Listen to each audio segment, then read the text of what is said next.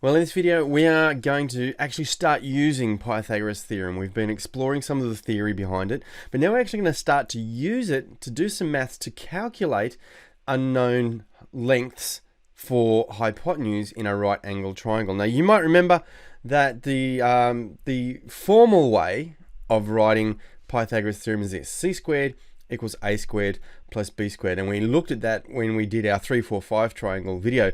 However, I want you to put that aside for a second. I want you to forget that for the moment, because when we're actually using it, I have a preferred way of doing it, and I'm going to show you and explain why as we do it. Here's our right angle triangle. We've got a length for this side and a length for this side, but we don't have a length for this side. This is our hypotenuse. It's the longest side of a right angle triangle. It's also the one that's opposite the right angle. Now we are going to calculate the actual length of this side.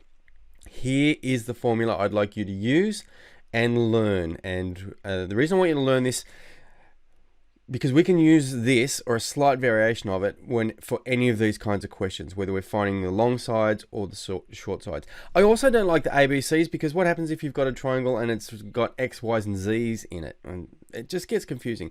Learn this, you'll be able to apply it, and hopefully it will make sense to you. In this case, the length of our hypotenuse is simply the square root, and inside the square root we put the length of one side squared plus the other side squared. So let's have a look at how that looks in numbers.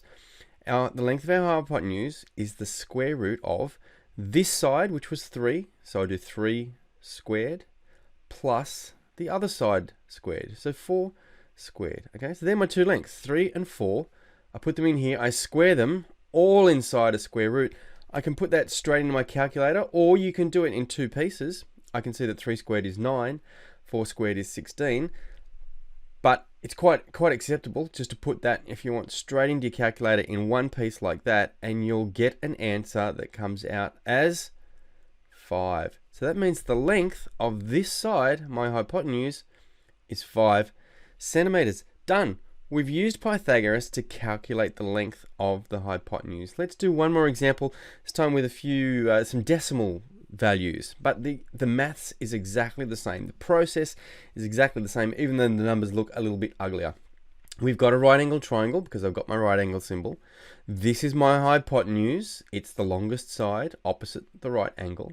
So I'm going to use that same formula. The length of this hypotenuse is simply the square root of one side squared plus the other side squared. And here are my two sides, 6.2 and 2.8. So I'm going to put them in. It doesn't matter which one I do first, because you can add things in any order. That's not a problem.